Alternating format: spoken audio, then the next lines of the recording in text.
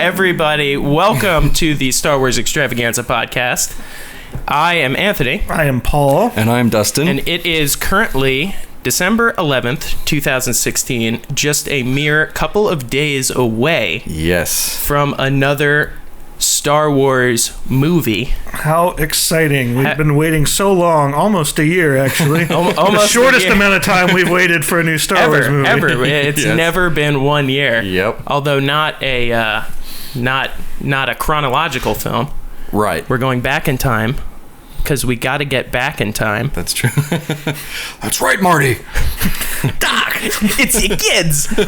It's your kids. Go back to the future. It's heavy. So we sort of came up with this idea to talk a little bit about Star Wars and how much we love Star Wars before this film comes out, and then we're going to have another discussion after. And so the people who are listening to this podcast right now they've already probably seen the movie, which is unfair. Yeah, you're right.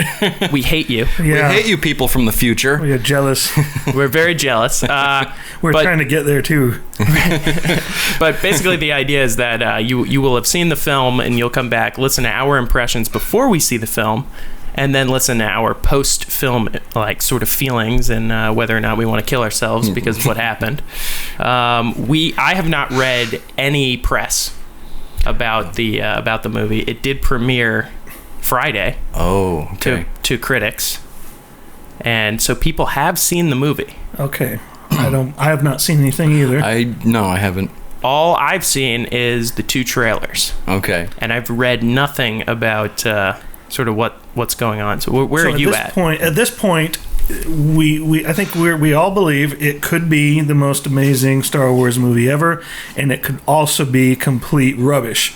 Which is possible. We just don't know. It's hard to predict because we don't know this director very well. It's a new storyline. It's hard to tell where this is going to go. He is a young director. Very young. It is interesting that they would pick someone. Yeah, he really only has a few other films under his belt. Yeah, so. And one of them is that horrendous Godzilla movie, right? Well, I actually liked it. I have to say, it's you can't. Here's what I want to know is how Walter White went from cooking meth and then he ended up in Fukushima. Yeah. I just don't understand this progression. Well, what makes this movie exciting to me is they're trying to do something that has not been done before. I mean, they've done reboots, they've done sequels, they've done the standard routine, but this is trying to take an already huge franchise to another level. If this is successful, we may be looking at just an absurd number of Star Wars movies in the foreseeable future. Yeah. I believe I read it somewhere. People our age, not your age, will not live to see the end of the Star Wars series. Yeah. It will keep going. And God. There will be more movies in the future than there were in the past. Think about that. Star Wars before us, and then Star Wars long after we're gone. It's not unprecedented. If you look at the James Bond series, right? Yeah. I mean, how many of those? There's it's endless. I think 25? 20. Yeah. Wow. I think that's a lot of movies. But at one point, they did try to break free of the mold. They tried to make a non-canon James Bond movie, right? And that was one of the Connerys, one of the later Connerys. Wasn't that the one from the early 80s? Never Say Never Again? Yes, with the aging Bond. And I think that was Kim Basinger's first role. And interesting. They broke free from a lot of the James Bond mythology. Right. And it could have been now anybody could go do a James Bond movie. Right. But that did not take off. But what we're looking at here, if this movie fails, then we may be looking at the occasional every 2-3 years another Star Wars movie. But if it's successful, who knows? Right. We might be oversaturated with Star Wars for the next 10 years. Well, so a couple of weeks ago, I was up in the land of Star Wars, which is now Disney World. Right. Right. It is now the home of Star Wars. They are taking apart parts of the park to replace with Star Wars. They're actually turning Spaceship Earth, the Epcot ball, into the Death Star. Really? Not permanently. Oh, wow. But it will be that I did not know. After the release of the movie, which is just fascinating. I think, though, like, as a Star Wars fan, I want a company like Disney to be the parent behind it. Yeah. It's got its pros and cons. Yeah, but I'd rather the pros. You've got the money. Right. You've got the direction. You're going to make sure they don't screw it up. Well, and the bottom line is Disney cares about... They care about merchandising. I agree, yeah. And, well, you can't merchandise unless you make some kick-ass movies. And, yeah, you can merchandise with some bad movies, but essentially what Disney now will do is create a bunch of young Star Wars fans. Yes. Which will just sort of push the entire series forward. But that's what they were trying to do with the Ewoks, and that was a poor decision. Yeah, but I think if we look at what Disney has done already, that's not really the direction that they're going. Again, it can go either way. When we looked at what they did with Pirates of the Caribbean, we thought, this is amazing. They've taken this franchise that could have easily been stupid and corny and made an amazing high-budget movie. And we're like, oh, we can't wait to see more of these. And then they followed the same recipe with Lone Ranger, and it was a total disaster. Yeah. Although not a bad movie. Have you seen it? It's all right. It's not the disaster. It's not as bad as you think it is. Like, and also like John Carter of Mars. Yeah. Seen that? Yeah. Not as bad as they made it out to. But a mess. Absolute mess. Yeah. Like, kind of a cool movie. But what do you expect? You expect a company like Disney to be on top of it, to not let a director get into that kind of thing.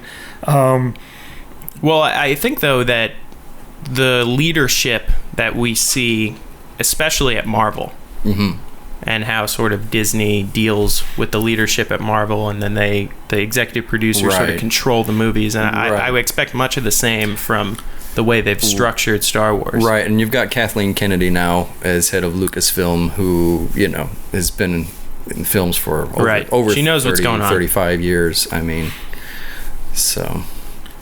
I think it's in good hands. Can we agree that Leia is the most badass princess, Disney princess? Yeah, there you go. Yes. That's easy funny. enough. If you actually, they have Leias walking around now in the Disney parks in certain areas. Oh, that's awesome. Which is so cool. Which is just multiple Leias. Yeah, well, because, there's multiple Mickeys walking around. Surprise. Yeah, if you jump from Epcot over to Magic Kingdom. Yeah, but we assume How'd you get here, Mickey? Whatever Mickey was, he came from a race where there are more of him. There's It'd be funny that there would be an employee lounge somewhere underneath Disney World where 9 or 10 Leias are drinking coffee and smoking cigarettes. Right, which there probably Leia is. Lounge. Perfect. If you go to it's not called MGM anymore. They call it Hollywood Disney's Studios. Hollywood Studios. Yeah. Ridiculous. I was just there a few weeks ago. Oh, okay. Yeah. When I was there, they were doing a whole Star Wars week or whatever, and so every 15 minutes they play the music from the end of the Jedi. Yeah. And the victory music, and you hear ba ba ba ba ba ba ba na na. It's and you hear the Ewoks celebrating in the band. It's so funny, and you hear explosions going on. It's amazing. Yeah, it is entertaining. They didn't play Nub Nub, I guess. No, not the original. No. So part of the reason why we're doing this is sort of to dive into our sort of first memories of Star Wars and sort of how we got into becoming Star Wars fans. So Paul, why don't you dive in there? Well, what is your first Star Wars memory? So I was born in 1978. So by the time I was 4 or 5, and doing the math here. Yes, I'm old. By the time I was old enough to start getting into pop culture, Star Wars and Empire Strikes Back had already been out. So it was older brothers and sisters who, I first noticed had the Star Wars posters and the toys. And and I felt like there was a certain mystique to discovering this thing that older, cooler people liked. And I didn't get to see any of them in the theater originally, but when they came out on VHS years later, I started watching them. And I think even before then, what was common was we would go to the library and there were audio tapes where you could listen to the entire movie, abridged, of course. So I knew all the characters and I knew the plot and I knew, the sounds of the TIE fighters and the lightsabers before I even saw the movies. So then eventually we got to see them on VHS, and the toys. I mean, there would be a whole aisle at the KB Toys and Hobby devoted to Star Wars stuff, and there still is. Yeah, if you go to stores, I mean, they have a sign that says Star Wars. That's right. But how ridiculous is that? That they were selling action figures of the most minor characters. You could buy Mon Mothma. You could buy every member of the Sice Noodles band. That's true. And the kids who had a lot of money had it all. And you had you not just the action figures, all the ships, all the little sets. You could get the Jabba's throne room and all that stuff. Yeah, I think at one point I had the carbon freezing chambers. Oh wow! So it was tons of stuff around. Yes. High value. Yes. And then right around, it was when I went off to college and they redid the movies digitally. Re-enhanced them and added extra scenes and stuff. Which that would have been that's 97, right? Yeah, the re-release. Mm-hmm. And now that I've had a chance to see the old versions and the new versions side by side, it was a great improvement. But of course, what gets all the publicity is the cheesy things they added. The horrible. The little beak that comes out of the Sarlacc. The Sarlacc. Yeah. It's easy to point at that and say that was horrible. You shouldn't have messed with the original. But most of the things they did to mess with the original, just the real minor touch-ups, and it's great. I mean, it's a totally different movie, and we lose sight of that, I think. Yeah. There's a sequence, just to touch on that, in the remastered when they remastered again for the Blu-ray version. I guess they went to go back to the original negative and it was destroyed. Certain pieces of footage were destroyed. So there's a scene where he picks it. Looks at droids. He picks up the little piece and he's like, "Oh, droids." Uh-huh. That scene had to be reshot, and they shot it in 2005. Wow. You can't tell. It perfectly fits in there. I had no idea because they shot it with the same camera, the same lens, at the exact same place, because they took meticulous notes. And the guy who played that guy was the guy's son, who did it in the original. No kidding. Yeah, and they went back to Tunisia or wherever they filmed. Yeah, and it's like it's hilarious. Like it perfectly cuts in. Like you can't tell. Wow. And it's like the same group. It's like they used special forces extras. Wow. Because they know how to walk in perfect. That's great. It's hilarious. What was your first memory? Oh gosh, I think my first memory. I think I was just maybe 5 years old, and like Paul, I was born pre-'80s, so I didn't get to see any of them in the theater. I was too young, but they started showing them on network TV. At least the first film, A New Hope, and I remember it being on, and I'd heard of Star Wars. I just didn't really know what it was. I was into He-Man and G.I. Joe and Transformers at that time, but I remember learning, Princess Leia, Darth Vader, all these other characters. I didn't really know what it was all about, and then about I think maybe about first or second grade, it was on. And I got to actually watch more of it. I think I fell asleep the first time because I was like 4 years old. Right. And, but by the time I was 6 or 7, I was able to stay up and watch a little bit more. And I remember just thinking this was one of the coolest things I ever saw, and going to school and imitating Darth Vader, and I'd kind of sit in class and I'd go like next to my friends in their ears and stuff like that. But, then of course, as I got a little older, I appreciated it more. But Yeah, just the network, when network television used to show a movie, like NBC movie of the week, or CBS movie night or whatever, they'd show it. So and sometimes they'd have Carrie Fisher presents. Right. That's right. Yes. She'd tell little jokes about filming. She'd be sitting in the director's chair with the fire behind her. Right. Yeah. When we were shooting this scene. Yeah, that's right. We used to tell jokes about the Ewoks on the set of Endor. Oh, I remember that. Like, how does an Ewok cross the road? Ewoks. We prepare here. Yeah. We do our homework. Yes, we do. So I think when I was really fortunate. So you guys didn't have it in the theaters. Right. I was very fortunate to be 5 years old when they were re-released in the theaters. Mm-hmm. Yeah. And that was my first sort of experience with Star Wars. So you actually going got to see it with my brother in this, yeah. Who he hadn't really seen them in theaters either, because he's just not old enough, right, to have seen them.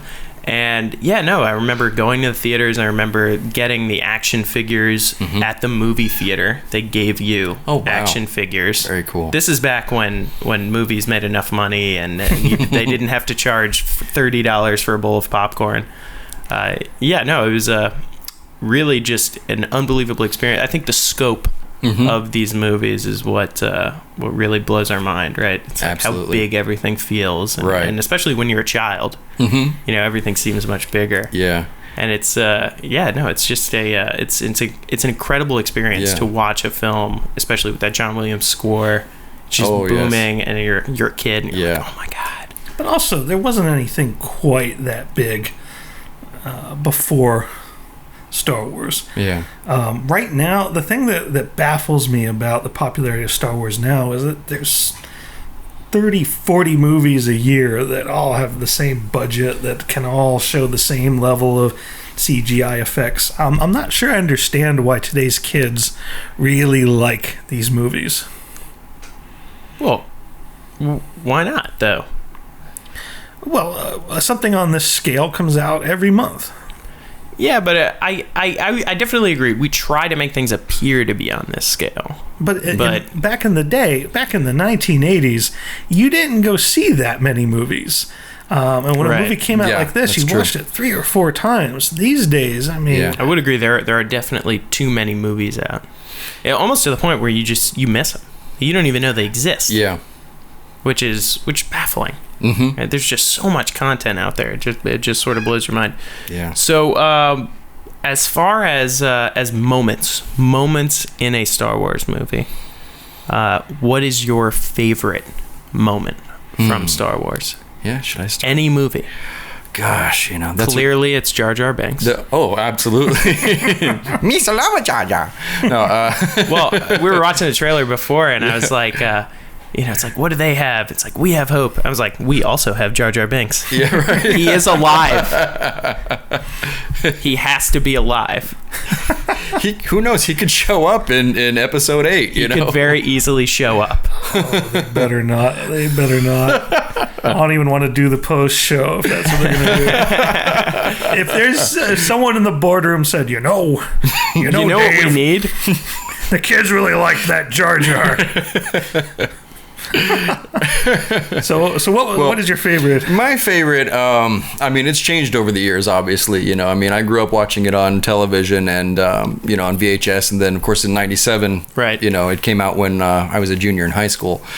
And then that's when I got to see it for the first time on the big screen. And I always loved the speeder bike chase a whole lot. And I loved a lot of the scenes between Luke and Vader. I think probably on the final Death Star in the Emperor's throne room. I love that. But I think as far as action scenes go, and as far as the whole setup and the whole sequencing of it, I love the Battle of Hoth. I love when the rebels are really, no question, right? I love when they're caught off guard, and just, this means that they know that we're here. There's the probe droid signal that means they probably know they're here. Let's get to the transports, Right. So and as Paul and I were talking about it a little earlier, that it's not so much like this was a battle for the rebels to try to defeat the Empire. This was the Empire attacking and them just trying to hold them off long enough to get the transports away. It's a retreat. Yeah.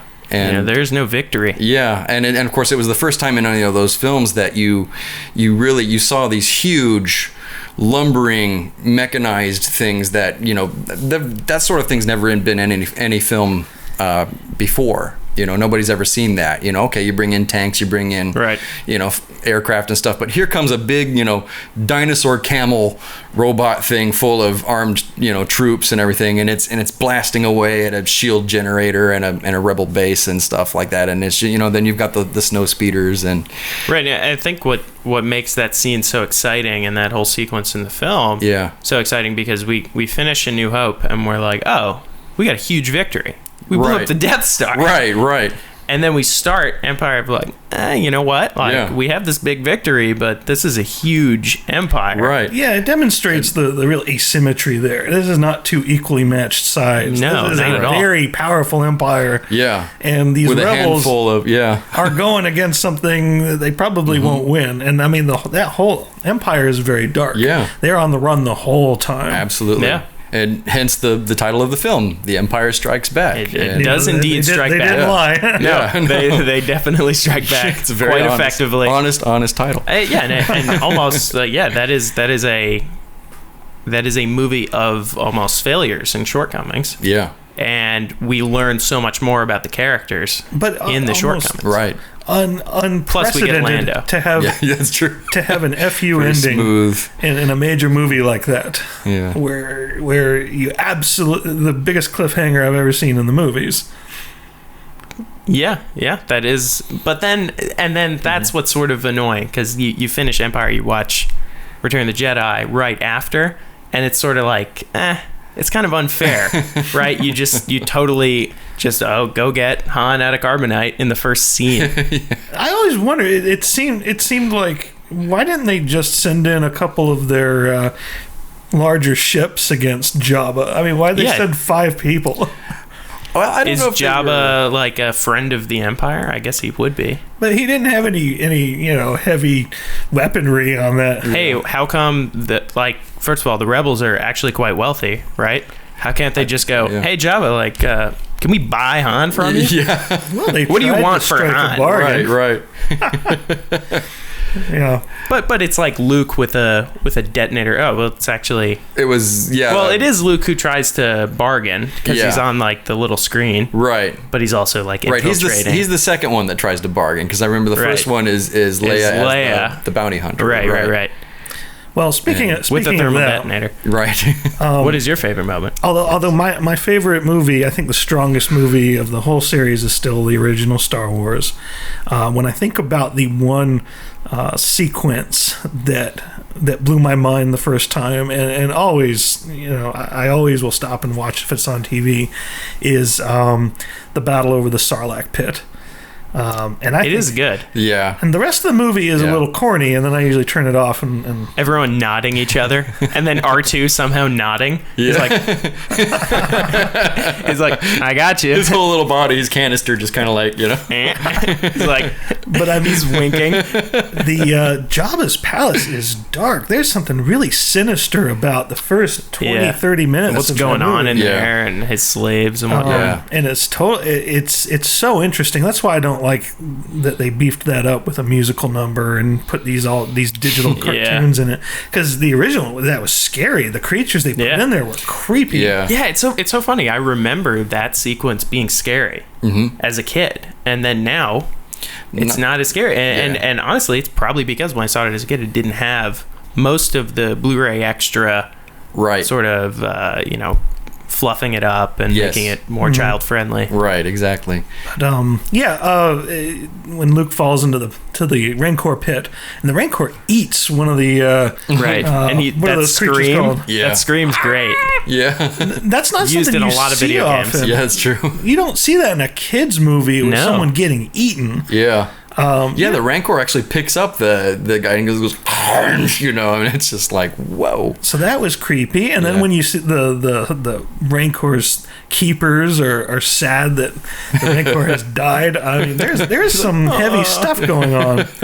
And then when you play this on a child's mind, that they're going to be punished in this Sarlacc pit, and we never see the Sarlacc in the original, right? But we're told that they will be slowly digested over 1,000 years. Oh, yeah, that's creepy. Yeah. And in the original, before it was digitally remastered, before the beak came out, all you see is some tentacles. You're just not sure what's down there. That was a scary scene. And there's just kind of like a row of like sort of some teeth like jutting downward. Down into it, like some sort of weird, like flesh-eating plant in a way, like a pitcher plant or a fly trap. If you think about it, right, it's that same situation, right? Spielberg shooting Jaws. The shark doesn't work. Yeah, they can't have it on camera. It's much scarier. Yes, because you don't see it. Mm-hmm. You don't get to sort of just the music. It's and the all made up in your head, right? Yeah, it's a So it's bleak, and then you see Luke, and he's a different Luke. Up until now, Luke's been this whiny little brat, kind of learning the Force, and then you see him, and he's pretending to be a Jedi master. He's pretending. He's not a master at this point. Right. And we're sort of, Jabba doesn't buy it, and no one else seems to buy it, and we all think, well, they're screwed. They're all going in the pit. But then he pulls off this crazy flip, and then the action sequence there, I think, is incredible. Yeah. And catches the lightsaber in the air, turns it on, and just starts slashing away. And Boba Fett comes after him. Really, the only scene where Boba Fett fights and he gets his ass kicked. Yeah. Right. Yeah, everyone thinks Boba Fett's a badass. Right. And it's like, dude, the one time he's in a fight, he gets his ass kicked. Like, why do people believe Boba Fett to be a badass? He was originally intended to be a much more major character, and for some reason it didn't make it into the final cut of Empire. Yeah. Right. He did shoot Luke in the hand, though, the prosthetic hand. Right. He took a shot. Who kills his father? Are we even talking about these movies? And that would be Obi-Wan. Is it Obi-Wan? Right? Okay, so he does hate Obi-Wan because Obi-Wan cut his dad's head off. That's right. It was Obi-Wan. Yeah. When he was a kid. Yeah. Chopped Django's head right there. Right. I actually heard a conspiracy theory about that. Yeah. That Jango Fett at one point spins his gun. Mm-hmm. And there's one other movie where that happens, and that is RoboCop 2. Right? Remember that? That is RoboCop. Who directed RoboCop 2? Irwin Kershner, the director of Empire Strikes Back. Interesting. So the plot thickens. Yeah. I don't know what it means. I never made that connection, actually. So the scene moment that is your favorite is what exactly? Is that battle over the Sarlacc pit. Okay. Yeah, very exciting. Yeah. I mean, Max Rebo, right? Yeah, sure. It is Max Rebo's scene. And I mean, I've been playing Star Wars Battlefront for a couple months, and you get to explore Jabba's palace, and you get to go on board the skiff. That is cool. And I just feel like I know that particular sequence better than as well as I know my house by now. And I love the art. I love the darkness to it. I mean, most of Star Wars is very bright and PG-13 looking, but this is an R-rated looking set. Right. Well, even in the backgrounds in that scene, if you really kind of, like we were talking about the weird creatures, I mean, it takes you several times of watching it to really kind of notice everything that's in there. There's like weird droids and stuff. There's stuff hanging down, and you're like, "What is that hanging back there?" Is that? And there's one guy in the way back who looks like he's got some kind of mutated genitalia hanging off of his chin. And when he laughs, it kind of almost like a what's his face from Futurama? Like Dr. Zoidberg. Zoidberg. Oh, that's very funny. So I think my favorite moment, just being sort of a film school guy and loving just sort of perfect cinema, the way it's shot, everything about it, I love the Carbonite scene. Yeah. I love that scene. Yeah. Like, it is so perfect. And especially, I mean, the line, come on. Yeah. It's the most romantic line in all of cinema, and it's in a Star Wars movie. That's true. I mean, and you know the story behind that. And it's an ad lib. Oh, you know. Oh, what is the story? So I guess during the filming of Empire, Carrie Fisher had a little bit of had some issues and was having trouble getting through the takes. She couldn't take it seriously because apparently she and Harrison Ford were having an actual romance. Right. So they had been filming that little shot over and over and over again. She couldn't get it right. He would, she would say, I love you, and then start cracking up. So apparently it dragged on and on. Harrison Ford was supposed to respond, I love you too. Right. Yeah. And they're trying to get it right, and it wasn't working. And finally he just gave up. She said, I love you. I know. It wasn't even intended. Really? Wow. But it, actually, the way it comes off on screen is way more powerful than him saying I love you too, right? Oh, it's great. I was just noticing that. I was watching these movies on TNT yesterday. The tension between Han and Leia in Empire is so powerful, but by Return of the Jedi, it's gone. Like, you don't buy it at all. When they kiss, it's almost like he's kissing his sister. It's not cute at all. Yeah. When 3PO sort of cock blocks him, that's probably one of the best scenes. Like, it's amazing. I've isolated the power couplings. Well, thank you. Thank you. Thank you very much. I mean, like, these movies are so great. Right? Turns around and she's split, It's like, he's like, not again. But there was, you don't appreciate that until you get much older. The chemistry between the actors was so good. And you don't when you go to make a Star Wars sequel, you don't think about we need acting chops, but then you film the prequel movies and there's zero connection and you don't buy the romance between them at all, and it kills the movie. And you're not really watching it for romance; you're watching it for action. But the romance makes the action work. Yeah. So I know we have some differing opinions on Episode 7.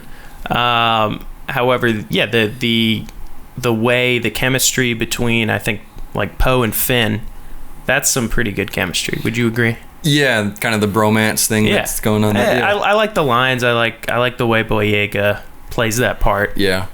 We can agree that it is a remake movie. Yeah.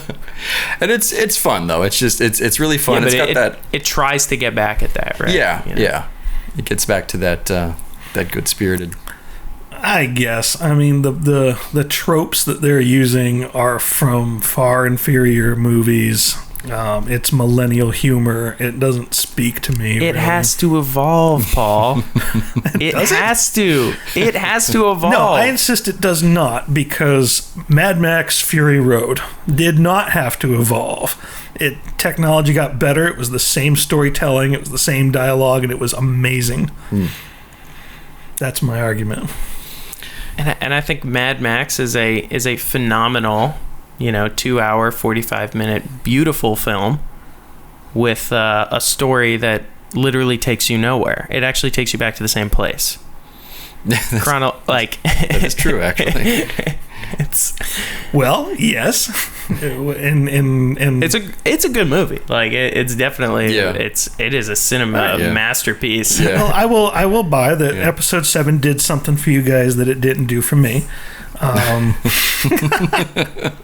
don't think I could make any point that you're going to disagree with. No. We don't have to.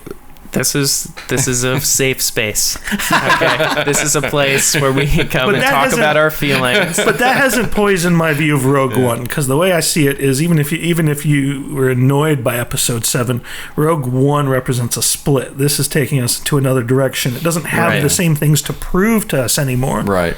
It's an opportunity. I think it's going to be darker.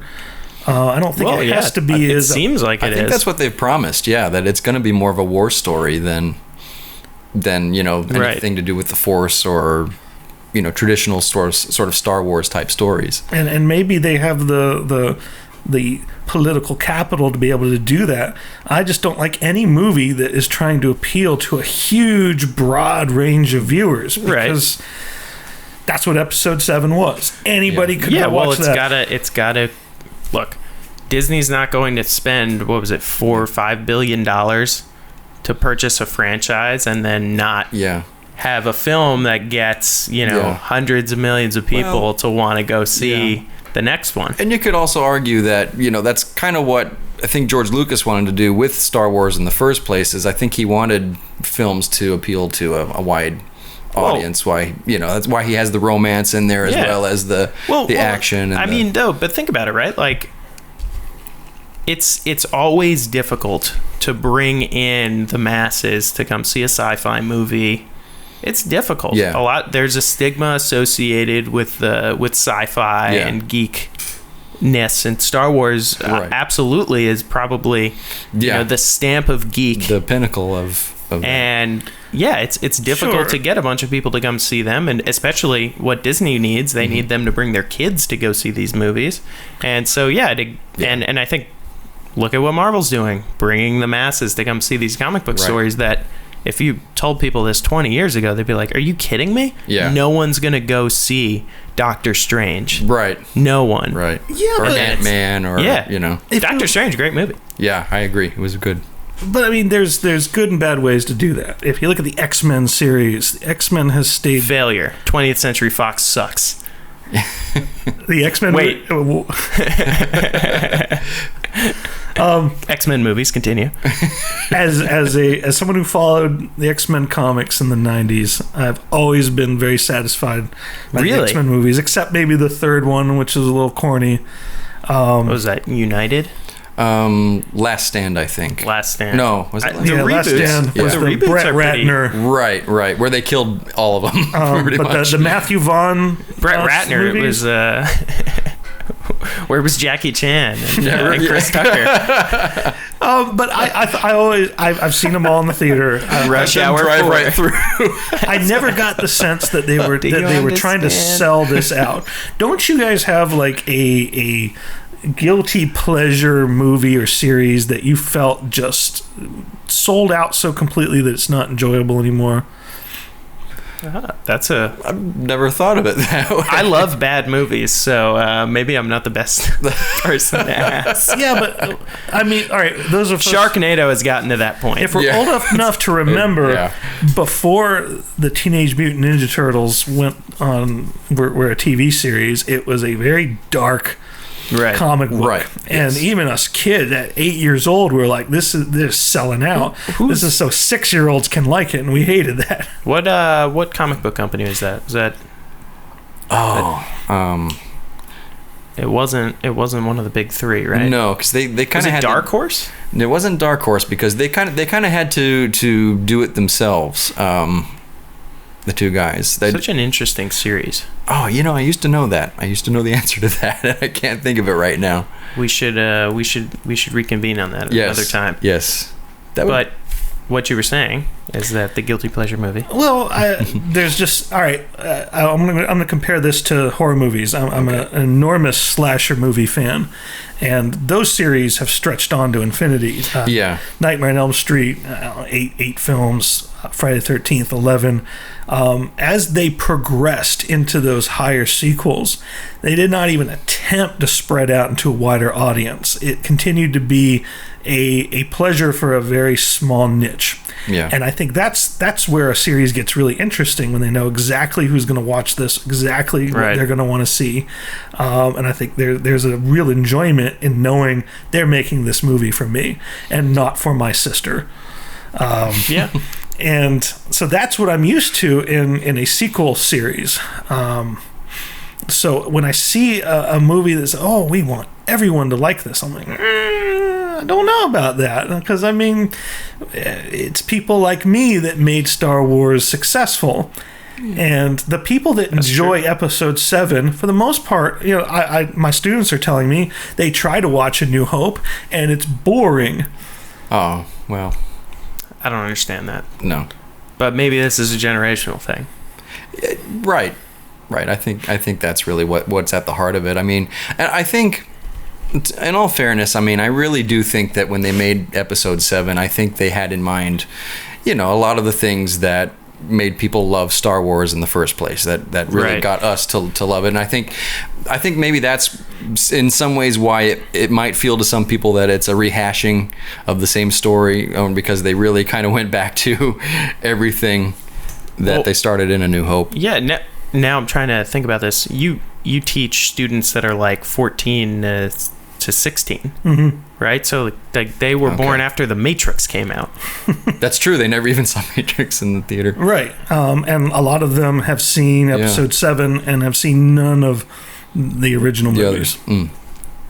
This is hurting my feelings. Yeah.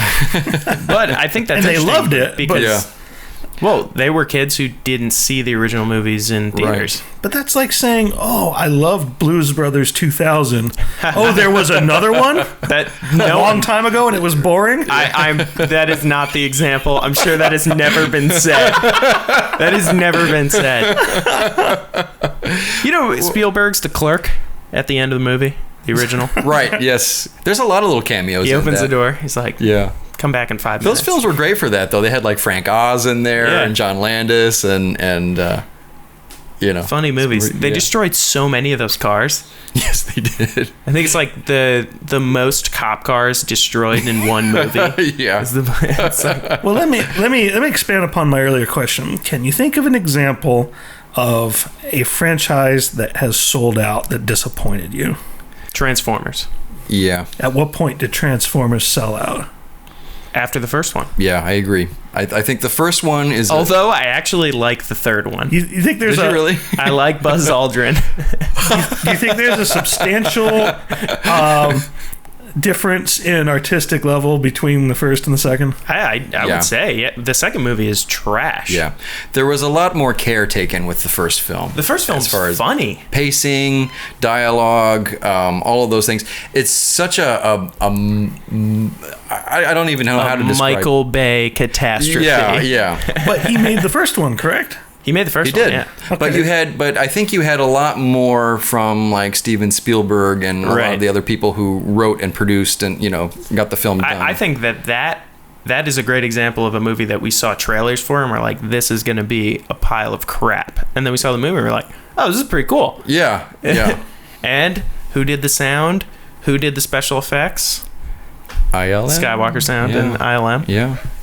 They know what they're doing. Yeah. Okay, so what happened? What was it about Transformers 2 that annoyed you? Well, it was just the same story again, right? So it's like, And it was just shut up. I didn't say that. but no, like there's no original. Okay, but with the same characters. Like it's the same. It's just and it also. The thing that Transformers 1 has going for it is the characters in the world that they don't understand yet, right? Yeah. You take then those same characters and try to do the same movie again, in which you're trying to get that whole excitement of like, oh, we don't know what's going on. What is this? Okay, but Evil Dead 1 and 2. 2 is a complete remake. Yet they are both classics. Fair. Yeah. That's true. And you can almost interchangeable. You can watch one or the other. They made better movies back in the day. But what did Transformers 2? What was it about that experience that you found unpleasant watching it? Because it can't have been that it was a repeat. Because you liked the first one. I just want to say what I hated about the second film is the pacing was so messy. The dialogue, you had people talking over each other. It would go from here to there to there. An explosion would last 10 minutes. Right. And the John Turturro's storyline was weird and weak. And then just trying to take all the same characters from the first movie and sort of bring them in, which is why the third movie is not bad because you bring in a bunch of different new characters. Interesting. But the first Transformers was so entertaining. It's hilarious. It's so stupid. Yeah. It's fun, but I would think if you're down for that kind of experience, then how could a remake sequel disappoint you? It doesn't make sense. I mean, love... Yeah. Yeah, it's just... But also the villain is not as strong. Right. And sort of what they're trying to do, it's just like... It just seems too far-fetched. There's a point where they send the Do they get rid of the Transformers in that movie, or is that 3? It might have been 3. They put all the Transformers on a spaceship and send them away to the moon, right? Yeah.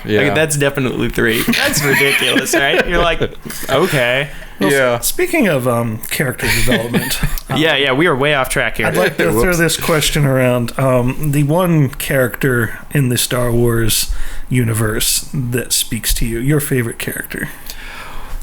Wow, that's tough. God, my favorite, I think, believe it or not, my favorite character is probably R2-D2. I love... Great character. I know. I love this spunky little, ever resourceful little guy, and I mean, I've always been fond of comedies like Charlie Chaplin type comedies where you've got a mute character, but they're always kind of doing funny things, and you don't understand anything R2-D2 is saying. Everybody else does for some reason, but Yeah, it's sort of like the Harpo Marx. Right. It's kind of I always loved characters like that. I mean, he's comical, but he's also kind of a hero too. I mean, he's saved them a lot of times, and the poor little guy, he gets banged around, swallowed by a swamp monster, puked out, shot at the Death Star, and everything. But I just love I admire the spirit of R2-D2, I think. Yeah. It's an interesting question. Man, it's so easy to take a cop-out answer, but no, I actually for some reason I really like Lando. You were mentioning him earlier. I had a feeling you liked Lando. I think Billy D is awesome. I like that dynamic. But then the reason why we like him is because of Han Solo, and Han Solo is the guy.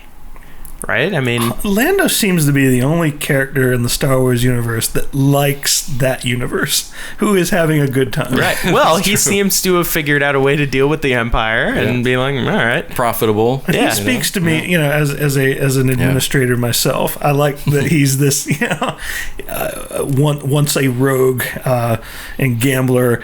Now he owns this giant mining facility, and then when it gets taken, he's hit the big time. He becomes a hero again, and he really appears to be enjoying it. He likes flying. He doesn't appear scared ever. He's just wah!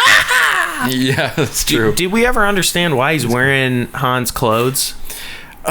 Yeah, that's true. The Battle of the Second Death Star. Isn't that so weird? He's basically wearing the same pilot's vest and he's wearing the same clothes that Han wears when he's piloting the Falcon. Isn't that the outfit? Isn't that that's the captain's outfit for the Falcon? So. He was like, "Oh crap, I got to put this on." Utility vest and.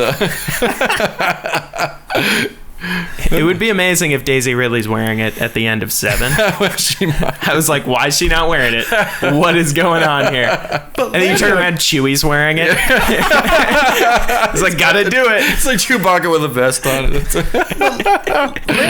Lando is the only character that really he's almost like we've broken the fourth wall, and he's representing our thoughts. Like he's the only one enjoying the dogfight.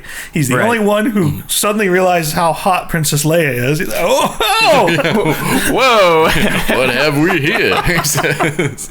It's almost like he's almost like the voice of Crow T Robot. When he's just watching the movie with us. He's like, whoa, what have we here? Right, and also, I mean, you're made to believe that he's an asshole in that sequence, but he does say, he's like, no, they got here before you did.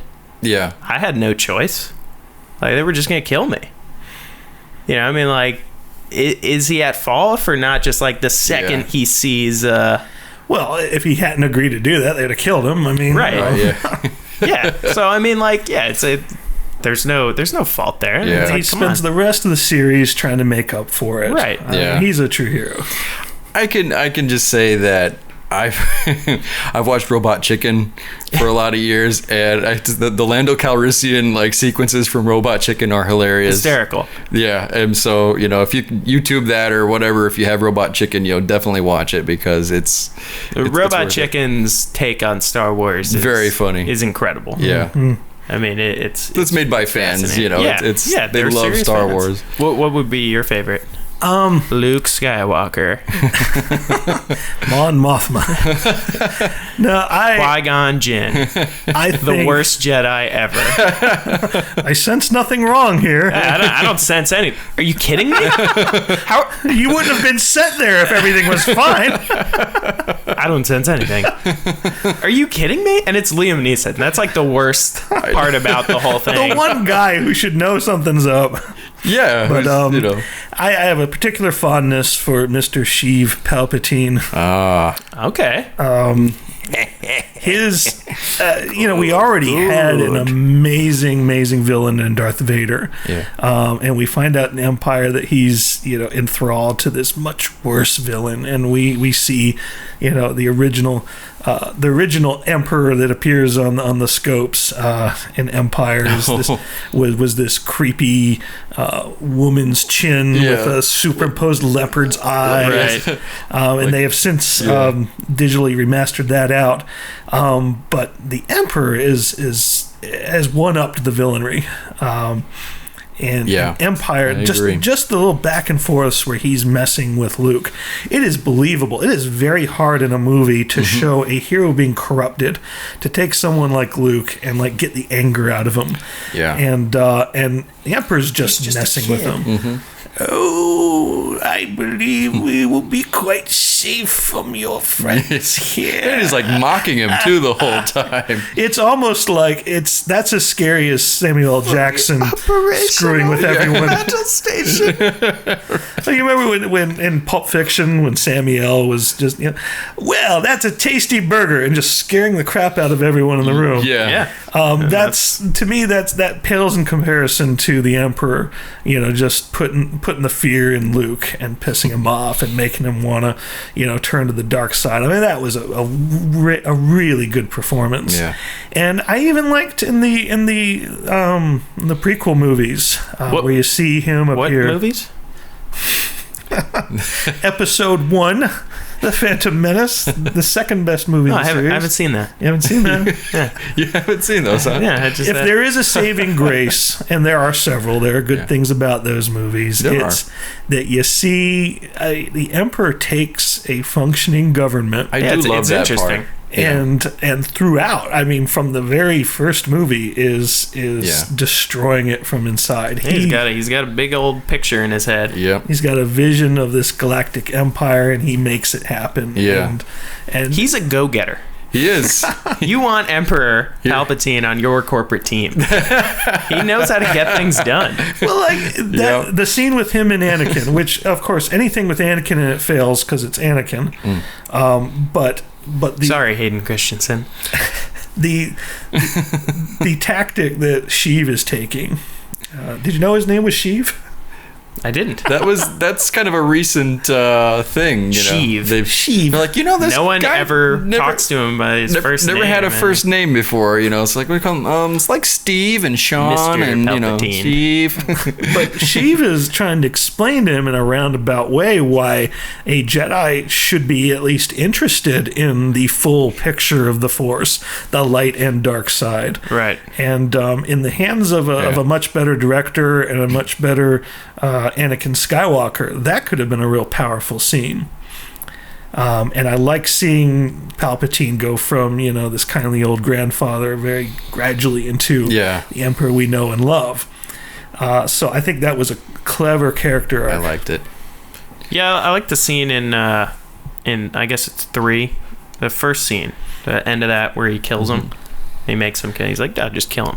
He's like, well done, my son. Yeah. Kill him. Kill him now. He gets a trial, right? No. What's going to happen if he goes to trial? I'm the Chancellor. You can kill him. It's all right. He's too dangerous. Kill I'm him. all right. Yeah. Well, I remember being about 13 years old, and I was watching Return of the Jedi with my mom. I think it was on HBO at the time or something like that. And I don't think up to that point, I don't think I had seen it all the way through. It had been on television before, and then this was just before I got it on VHS. But I remember my mom saying, this actor playing, the Emperor, I mean, this is what it's all about. When these actors get to play villains and stuff like that, this is, these are the really good actors. This is who you want to be. So Ian McDiarmid, I think Ian McDiarmid is the actor who plays him, and that's kind of what got me, believe it or not, interested in like British actors. Because we always have them in our American movies as the villain, right? It's like, well, he's British. He's going to play. All bad guys have British. He's going to be the mastermind, right? Star Wars is no exception, right? Highly intelligent mastermind. Oh, we need a British actor. What would be kind of interesting if they decide to ever remaster the prequel trilogy like they did the original trilogy.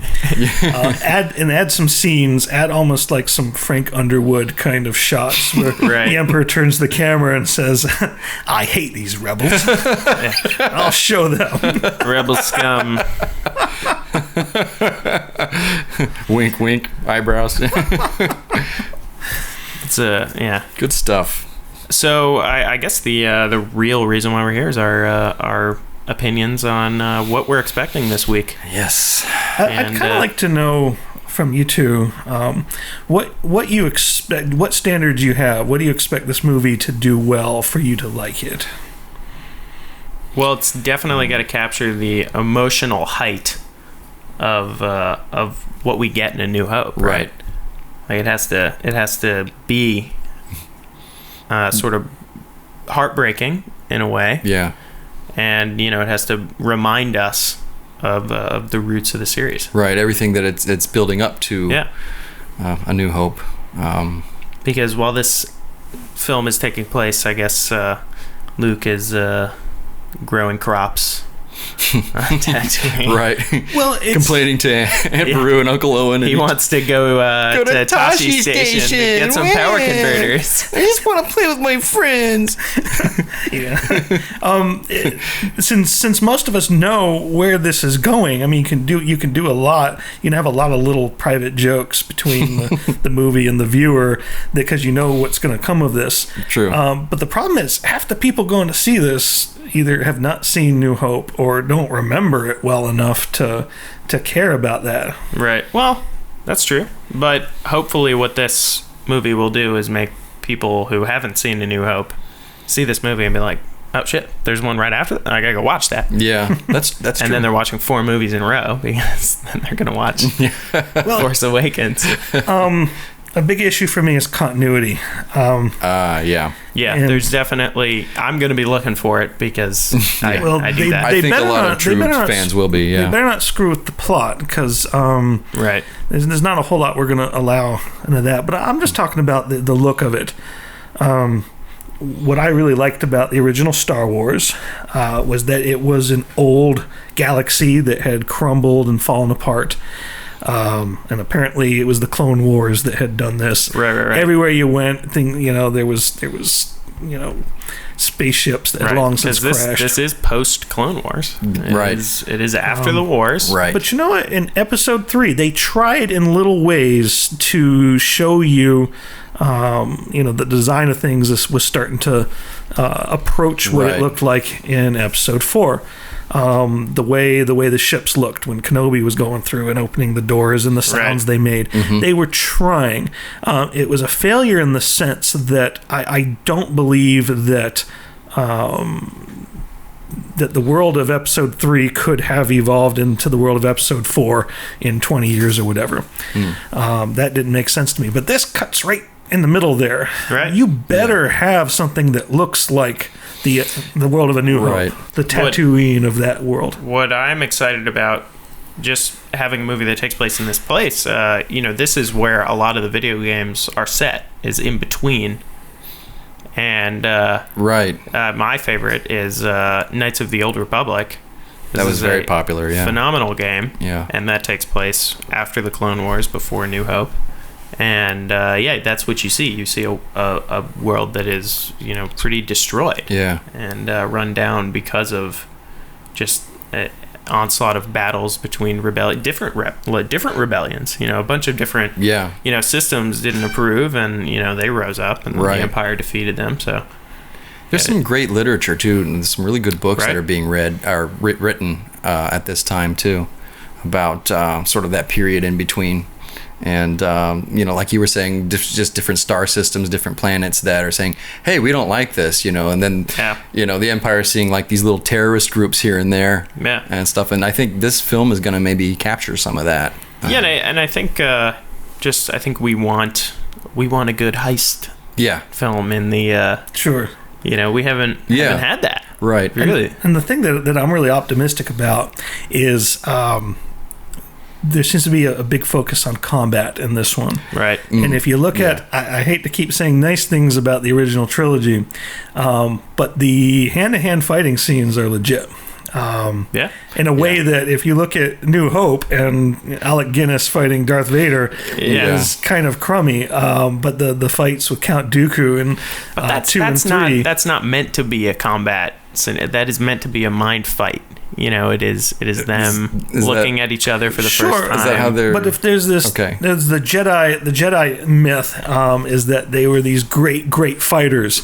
And how many examples in the movies do we have of great Jedis fighting in really crazy ways? Yoda flipping around. Yeah. That was a scene I remember seeing in the theater. He does lose that fight. We need to remember that. He does, yeah. He's not able to kill him. No, but otherwise, the rest of the movies don't have right. But they've thrown me a real interesting bone in the presence of Donnie Yen, who is one of the best martial artists working in film. And I assume if they spent money for him, then there's going to be some interesting combat. You see a little bit in the previews here and there, just a little bit. And I guess he's a blind character in the film. I guess he's actually blind, and yet he's able to do these fantastic, I don't think he's a Jedi or anything like that, but I think he believes in the Force and that sort of thing. Well, the Force flows through everyone. Yes. Through everything and everyone. Yeah. As long as you have midichlorians. Whoa. Meta what? Hey, hold on. I think those are the things. I think one thing I'm really excited about is that it is a non-John Williams movie.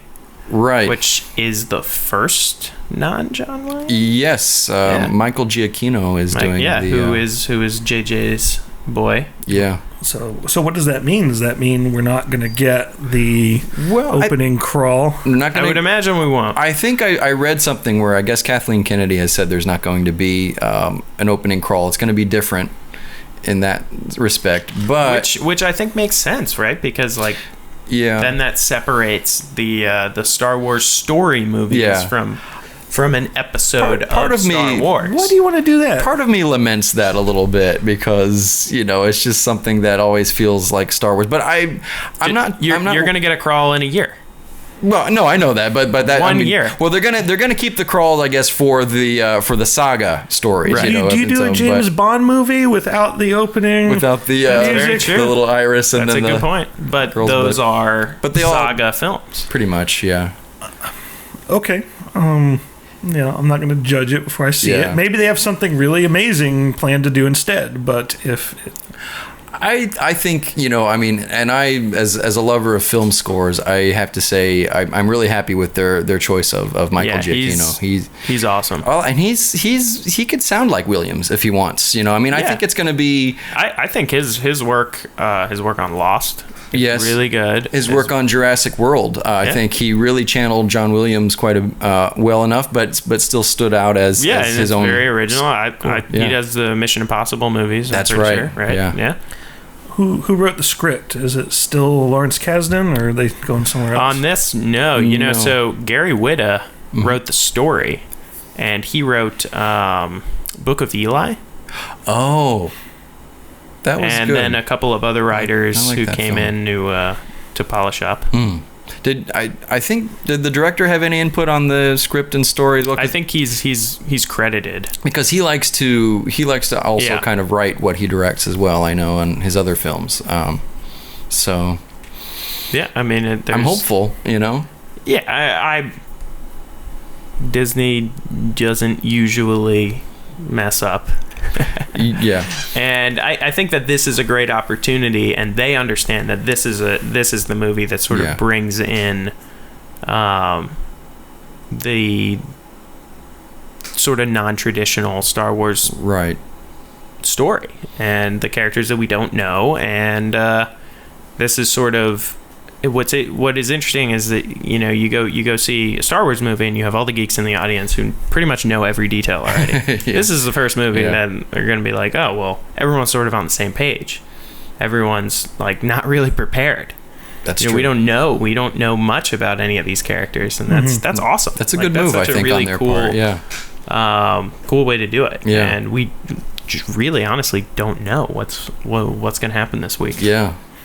What are your thoughts?